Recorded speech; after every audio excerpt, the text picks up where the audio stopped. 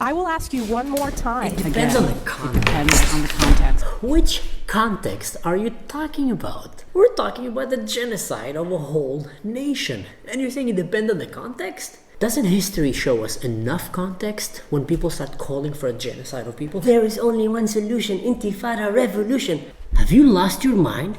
Do you know what that even means? I'm an Arab from the Middle East. I know what Intifada means. When I'm hearing students in Canada or the US chanting that, do you have any idea what you're calling for? I'll give you context. You got 0. Last place on the FIRE survey for free speech among the academic institutions in the United States. That's last place. 0. Not 10, not 50. Out of 254 universities and colleges, 55,102 students who participated in the survey, which I highly recommend. Go and check the survey. You can download the PDF online. Very easy to find, very easy to read, very well written. Harvard got last place. So for a university that obviously does not believe in free speech, you sure seem to walk the extra mile when it comes to hating Jews. Suddenly, there's no free speech limitation. Everything's okay. Even calling for a genocide, well, it depends on the context. No, we're not talking about should we put pineapple on pizza and we can choose to agree to disagree. We're talking about the genocide of an entire nation. Here's my problem with you, Harvard. And other universities like that, MIT, PENN, and all these universities that obviously do not promote free speech and promote hatred of Jews. By the way, MIT got a pretty good score. They were 45. PENN were 11. You are ruining what I've been working as a father for the last 4 years. You see,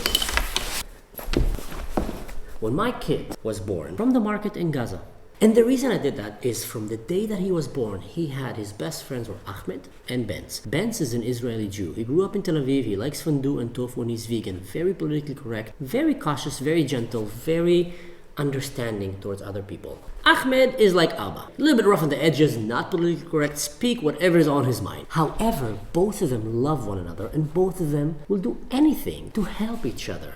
And none of them will approve the call for the genocide towards the other, because there's some things that you just can't allow.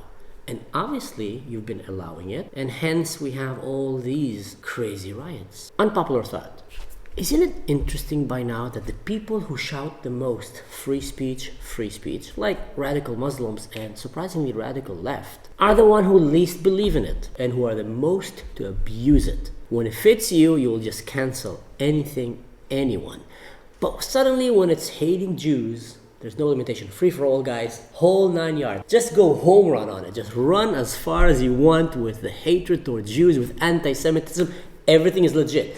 You want to support Hitler, you want to teach about Osama bin Laden, you want to chant from the river to the sea. And what is it with you Americans? When will you start listening to Arabs when they tell you what they want to do with the Jews? When they say that, they mean that.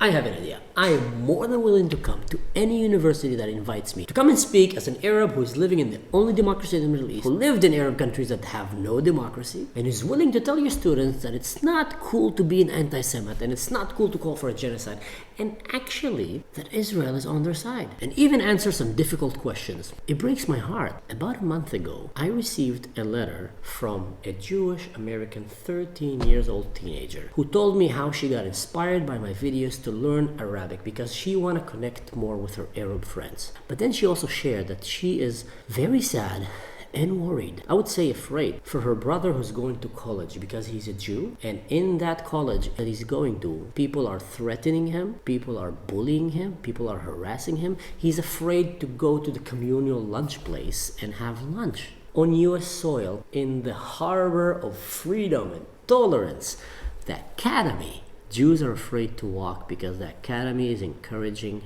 hate speech and bullying and allowing the call for genocide, and even worse than just allowing it to happen, not condemning it when they're faced with it.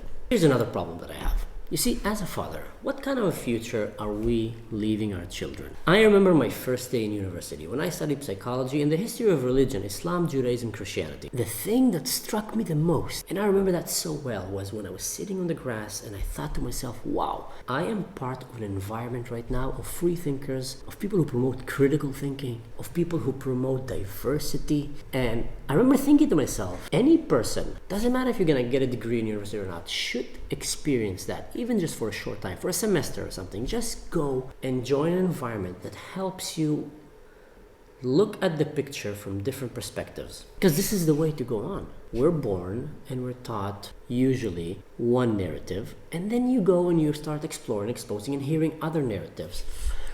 That's freedom of speech. That's good. But also, you're part of an institution that have the backbone to come and say, hey, racism is not cool, Nazism is not cool, anti-Semitic things are not cool, calling for genocide is not cool. I think that's valid. That's okay. You should not try to justify it with any context, because there's plenty enough context through history. If Harvard's answer would have been, yes, absolutely, it's hate speech, it's bullying. However, we do tend to look at the context because that helps us understand, are we gonna just tell that person, hey, stop doing that, or expel him, or fire him, or even press legal charges? Because obviously it's wrong, but let's try to understand the context that it was saying. Was it just a bad joke? Not cool, never joke about that. Was it preaching for real violence and killing? Absolutely, call the police, guys. This guy needs to be arrested. You see, the answer is simple. So yes, the context have a role to play, but doesn't override hate speech.